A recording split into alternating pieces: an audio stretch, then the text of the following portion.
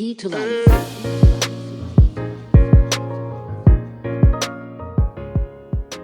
Hello, this is Sekou Burmese, your host of The Lit Review, a podcast brought to you by the Academy of Management Journal. In this podcast, we dive into the insights of recent research published in the Academy of Management Journal. In every episode, we interview authors and corporate leaders to discuss the inspiration for research ideas and how insights from this research applies to current pressing issues in organizations and markets. Today, we have a fantastic guest, Thomas Lawrence, who is a professor of business at the University of Oxford. In our conversation today, we talk about how organizations can impact some of the most important challenges that we face in society, these grand challenges. Throughout our history, formal organizations have been a driver of immensely important economic, political, and social accomplishments. Many organizations today, in fact, are attempting to fight the daunting task of trying to address some of society's grand challenges. In a recent published paper at AMJ, Tom investigated this phenomenon and asked how organizations can import practices that are considered bad in attempts to solve an important social problem. The results are intriguing and also speak to the broader theme of how controversial practices can be transformed when they're taken from one context to another. Tom also shares some of his observations about the global and local trends he sees in the field of social innovation. And lastly, we talk about how his research might have aligned with one of the greatest television shows in U.S. history. I hope you will enjoy this episode of The Lit Review and my discussion with Thomas Lawrence. Tom Lawrence is a professor of strategic management at the Said Business School at the University of Oxford. Tom's research focuses on how organizations and individuals shape major change in highly contested domains such as healthcare, the natural environment, addiction, and homelessness. In particular, his research shows the importance of social institutions, those widely held beliefs and values, in both facilitating and constraining social innovation and change. Hello, Tom, and welcome to the Lit Review podcast. Thanks very much. Thanks for having me. So I'd like to start out by discussing a paper that you published in 2017 in the Academy of Management Journal entitled High Stakes Institutional Translation, Establishing North America's First Government-Sanctioned Supervised Injection Site. And just the title is enough to grab eyeballs. And so we'll get into what exactly you found. But the paper, I think, asks a really interesting question about how organizations deal with resolving or attempting to resolve some of these grand challenges that we face, these societal problems. And in the case here, this is drug treatment. And so I'm curious, what got you interested in this topic? And how did you arrive at the specific tension of institutional translation as something to investigate? This was a paper that was a long time in gestation to publication. Its origins really come out of a couple of different places for me. One was that I'd been interested in and doing research on how social change happens and the role of institutions in that process for quite a while. I was working with colleagues for a long time, particularly Nelson Phillips, Cynthia Hardy, and Steve McGuire. And we've been looking at social change that occurred primarily through interorganizational collaboration and in similarly contested, politicized kinds of contexts. And so I was sensitized to those kinds of contexts and interested in them. Mm-hmm. The second place it came from was I moved universities in 2002 from University of Victoria to Simon Fraser in Vancouver. And I was looking around for an empirical context to study. And Insight, which is the supervised injection site that was the focus of the study, opened in 2003, a year after I arrived. And I became aware of it then just really as through the newspapers, as a member of the kind of general public. And I didn't really know anything about addictions treatment, but was intrigued by the event. And actually, the actual facility, the physical facility, Insight, was a 15-minute walk from my office at the business school, which made it both interesting and convenient, obviously. Yeah, absolutely.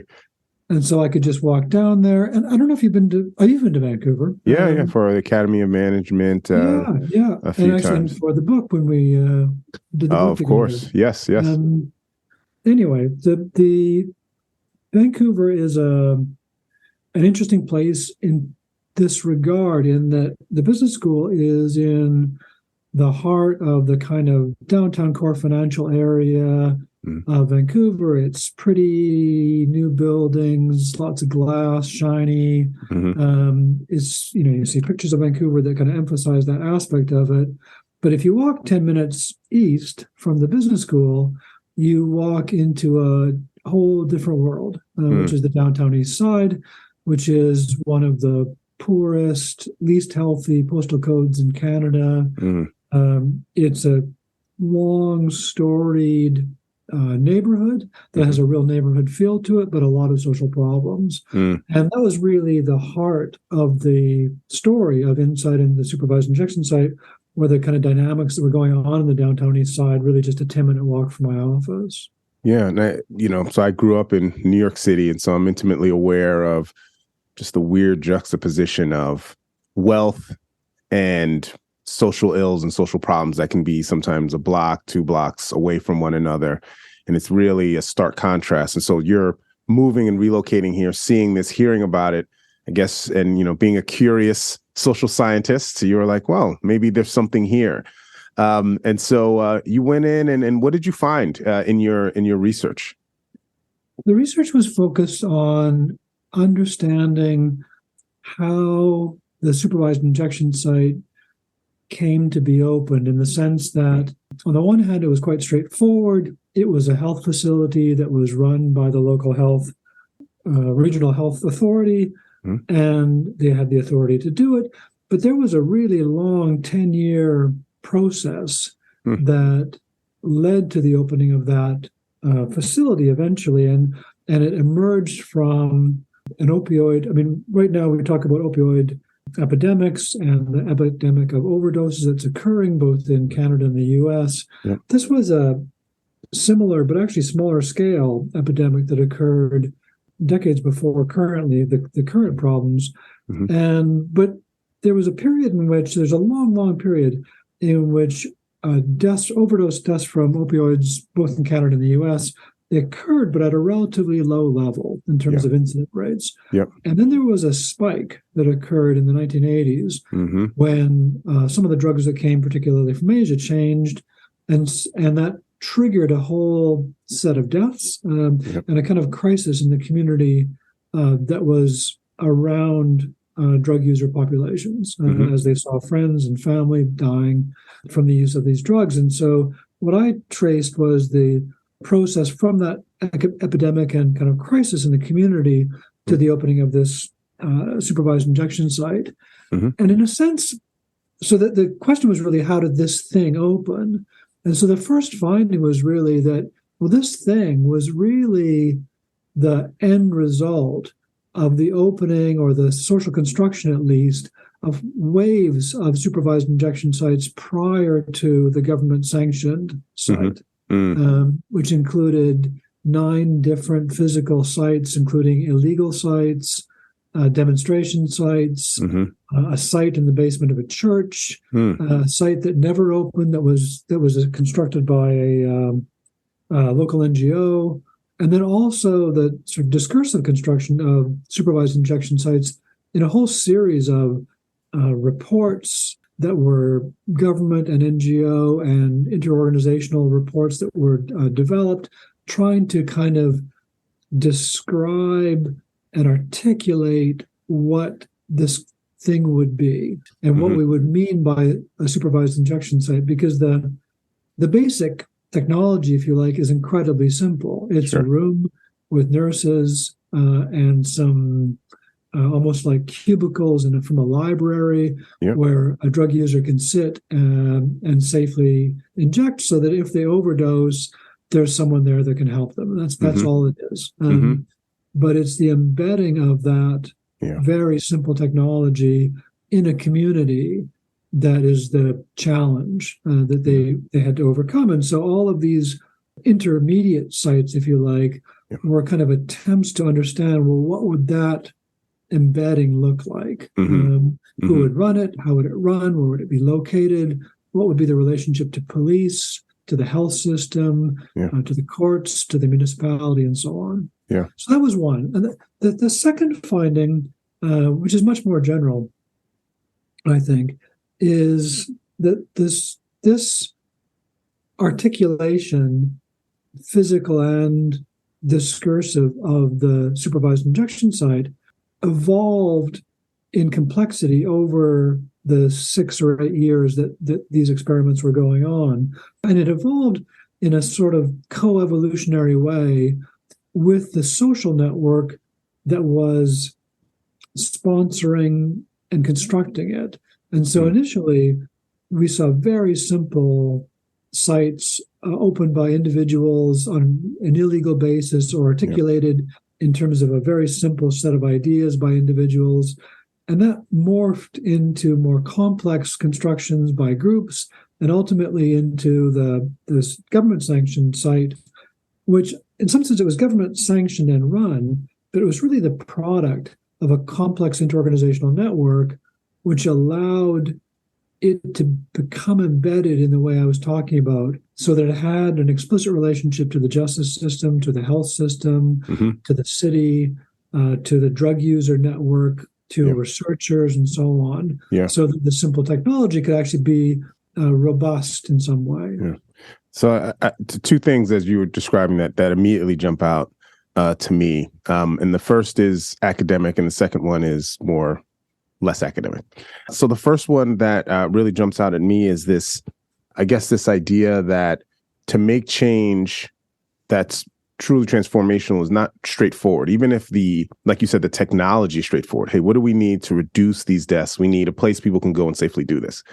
That's the easy part. And then people do it, and then they run into normally a Mack truck of, well, what does this mean for this? And all these other unintended kind of linkages. And so a lot of what I took from the paper is that, hey, even if the technology to make something better is simple, the structure around it so that everyone understands and everyone can relate to it in a way that doesn't make them uncomfortable is where a majority of the work ends up being, right? Like years and years just to allow this very simple technology that we know is going to help reduce deaths to be able to flourish, right? And so I took from that a lot. And I think, and I want to ask you, after I say this non-academic thing, about what does that mean, more largely, because I know you think about these things a lot. The second is, have you ever seen the show The Wire?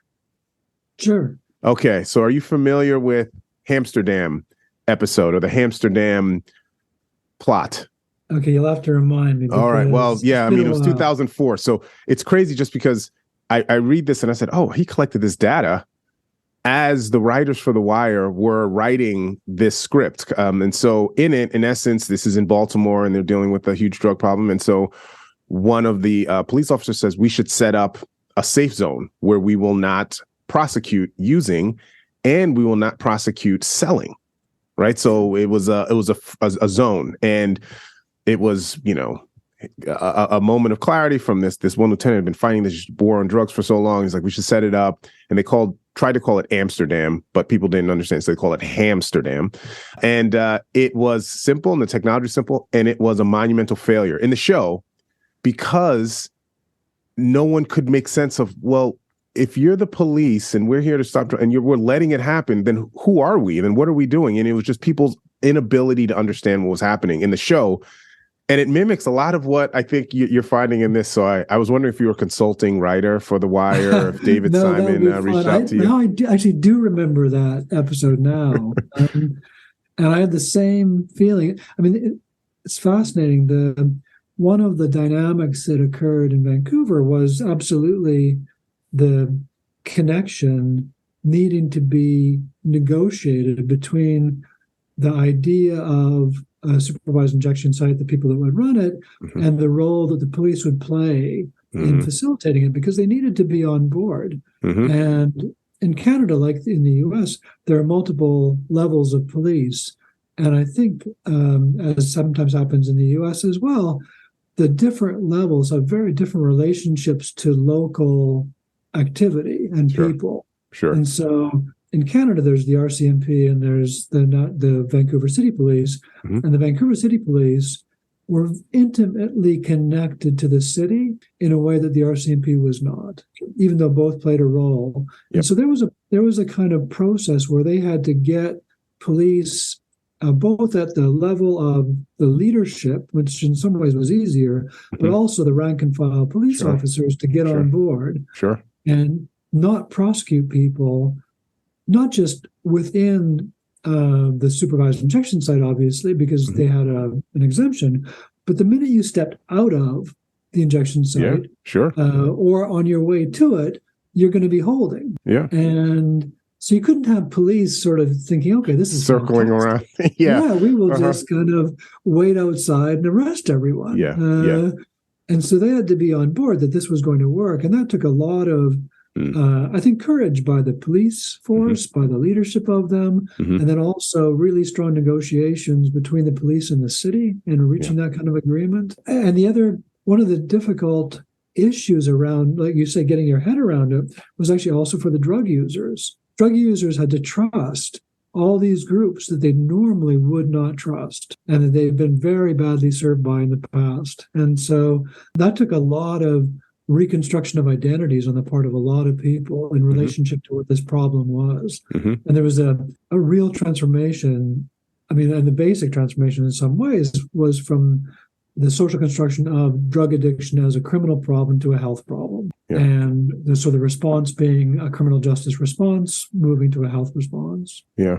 And I think we see this was the front end of a larger movement where now that is more and more the case, particularly in North America, where decriminalization of drug use and drug possession and more kind of money or at least attention being paid to protecting people from getting in and beginning. One of the interesting things that spun out of not my study, but the process was that a lot of people who got involved weren't addictions people per se when they went into the process. They were people interested in the community and making change, but they became much more aware of and sophisticated around issues around drug use and addiction. And a lot of them moved from worrying about safe consumption sites and treatment to issues of regulation and regulation and moving to regulated markets and decriminalization because they could see that the systemic problem was really the regulatory problem and that a lot of these other problems kind of flowed from that. So, if we can, so this is interesting. We could talk about this paper for a long time, but I do want to extract out a bit. And so this idea of institutional translations, you talk about the taking of a practice that is either controversial and moving it from one space to another. And this is, some might say this is the definition of what innovation is, right? And this is a social innovation, which is an area. But, are there other examples of this that have caught your eye that you think about regarding injection sites, was the one that you looked at for this paper. But do you think there are lessons learned from this idea of institutional translation that maybe can help us understand other sorts of events that are currently unfolding now?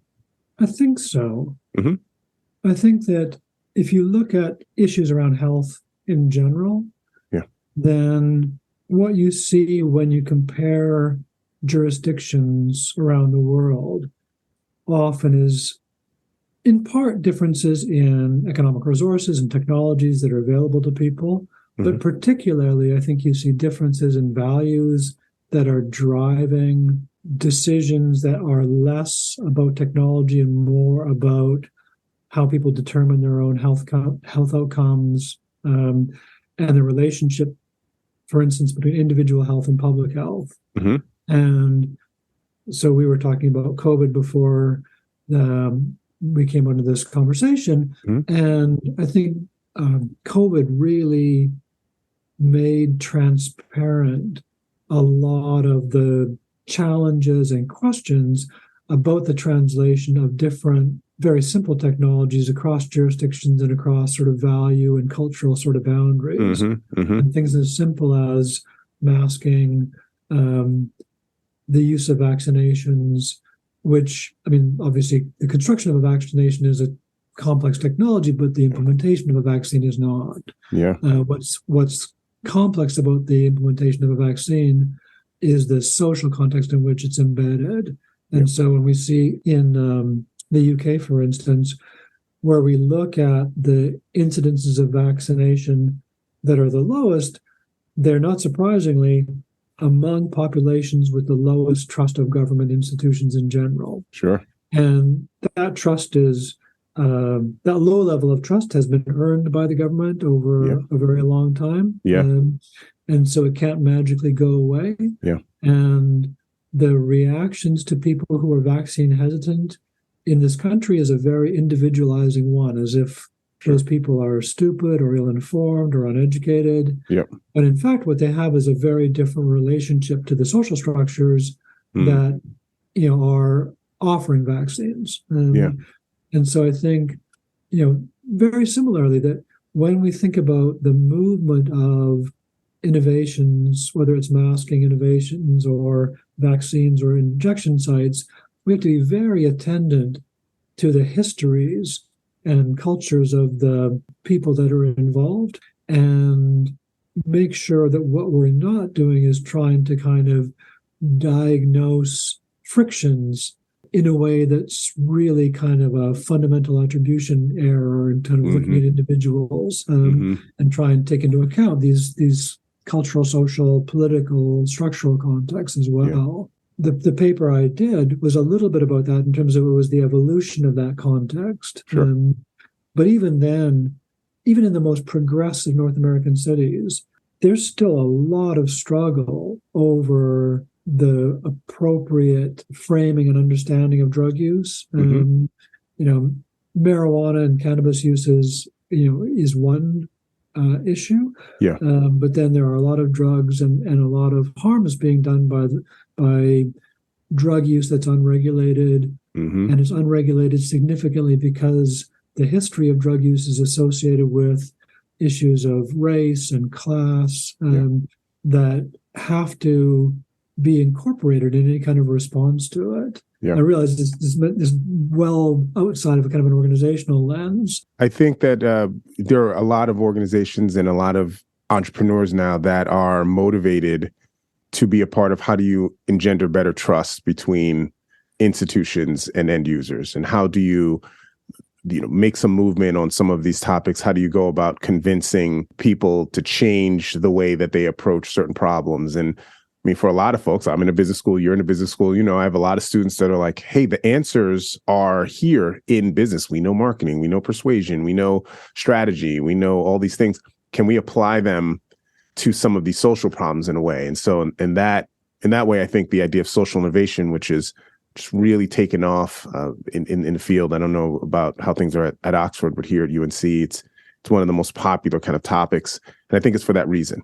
I think it's exactly for that reason. No, I think that's exactly right. And I think one of the things that's really been useful that I've seen change over the last decade or so in talking about social entrepreneurship and social innovation is a recognition on the part of the people interested in those doing startups or small enterprises, the need to integrate them into systems and the need for thinking about social innovation from a systemic change perspective rather than just introducing a technology. I mean, the history of things like international development, but also health innovation are littered with good ideas that have failed because they are not integrated into systemic level kinds of understandings of the frictions and the need for change at that level. Yeah, I love this. It's a simple technology, but the putting it into a social context is really complicated. Yeah, absolutely. Yeah, exactly. So to pivot a bit about your research, because I've known you and your work for quite some time, and I've always been a fan. And one of the things that has always struck me is you have some amazing field sites. You do your research in some pretty interesting places. This current paper we've been talking about is a perfect example. I think there might be other academics or researchers that are also interested in doing this kind of work inspired by you and some of your co-authors.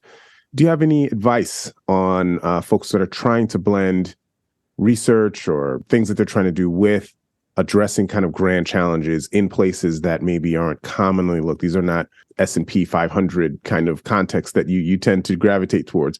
So any advice on navigating that?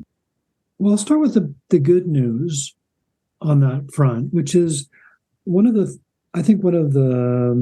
reasons in some ways that my colleagues and I moved into these spaces in the first place. In part was our interest in social change, our interest in progressive kinds of movements, but also, practically speaking, as an academic, access to these kinds of organizations and these kinds of issues is often much easier than access to large corporations or large professional service firms or large government agencies, where you need to get organization level permissions to go in and do interviewing.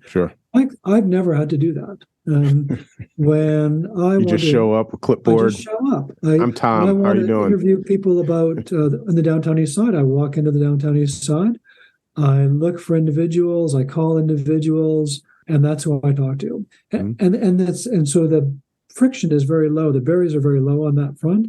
But also, the people that we've studied, whether it was in HIV or in housing or in addictions, they mostly want to tell their story.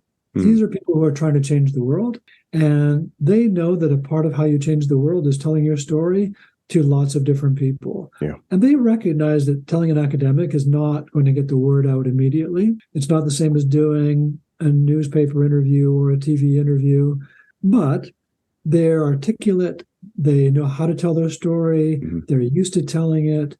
They understand that their organizations need to be permeable. And we're a part of that kind of boundary spanning role for them.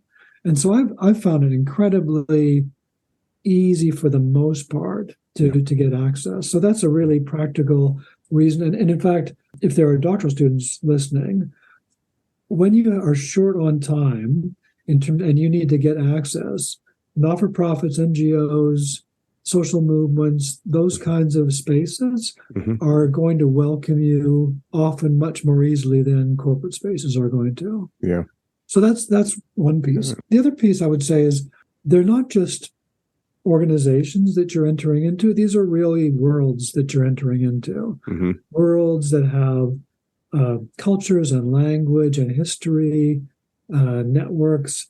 And you have to be very respectful of those elements. And you have to really understand that when you go into a space where there's a really serious problem that people are trying to grapple with, whether it's a health problem, a justice problem, or something else, you need to do the homework ahead of time so that you are not simply a dilettante going in like a tourist. Now, you will be a little bit always at the beginning, but especially these days, you can do a lot of work ahead of time. You can do research, you can read, you can go in knowing the history of the NGO that you are interviewing someone in, so that you're not simply asking them questions you could have just looked up on the website. I think that really is an obligation for people going into these, because these people are busy, often not well paid, often trying to address questions that they think are incredibly important. And they're happy to talk to you if you also treat it that way. All right. So before I let you go, I want to ask two questions, and I ask all of my guests here on the Lit Review. The first is, I look at our role as social scientists, looking at phenomena and trying to understand it, right? Trying to observe things that we don't understand. Are there any events that are currently unfolding, any things that have piqued your curiosity that maybe we don't understand well and we could stand to understand a little bit better? There is one issue which I'm not studying. That's even better, because then you're truly curious. Well, I really am curious, and it's a really big one, and I don't know what to do about it. The question is, how are organizations, and consequently organization scholars, playing a role or going to play a role in addressing the global costs of nationalism and fragmentation more generally, and regionalism as well, that I think we've seen over the past couple of decades, following Trump, but even before Trump, the increase in protectionism, in nationalism, factionalism, tribalism, and movements away from what was at one point, and in my life, understood as a kind of imperative toward globalization. So when I was a relatively young business school academic, I think we all thought liberalism, globalization had won, and that there were just going to be increasing connections between regions, between societies, between groups. Yeah. And then we saw things like the fall of the Berlin Wall, the end of apartheid, as signals that this was inevitable. Yeah. And what we've seen since then is the opposite. We've seen fragmentation and nationalism emerging, and the disconnection of groups, both within countries and the polarization of groups within countries. Yeah. Yeah. And I think as a consequence, what you see are governments, both national, local, and to some extent transnational, all failing in their role as connectors. Yeah. And so the question becomes, if they're not going to do it, if governments are going to pander to localist or factionalist or tribalist or racist kinds of motives, then how is either the private sector or civil society organizations going to step in and provide the connective tissue that's going to be necessary so that the benefits of globalization, and I'm not saying there are not costs to it, but so that the benefits of globalization are still manifest. Yeah. And I don't have an answer to that. I don't even know how to study it. But it seems like a major, major issue that has many, many threads to it that absolutely would potentially provide the seed for a lot of research from an organizational perspective. Yeah, no, absolutely. I mean, you talk to truly global companies, and you feel like, when they're within the company, you recognize that because they have to be interdependent with one another across country boundaries, there's just a level of civility, of unity that's there, right? And so there's, and I'm not proposing this as a hypothesis, but there's some sense that these global corporations are in some ways trying to keep and hold that together in their own certain ways, right? For better or for worse. But I think at the local level, civil level, there's a ton of opportunity there, and I think there are people who are trying and experimenting, and it'd be good to know how they're doing and what's successful, what hasn't been successful, and the like. All right, that's great. I knew teeing you up for that question, I was going to get something good. All right, and then the last one. This is a fun one. What is something that you are reading right now for fun? So no academic stuff, no boring stuff. What's the stuff you're reading that's just tickling your fancy? I'm a steady, slow novel reader, and typically nothing to do with our academic worlds. And so I was thinking about that question I knew you were going to ask. And so the book I would point to is a book called Bewilderment by Richard Powers.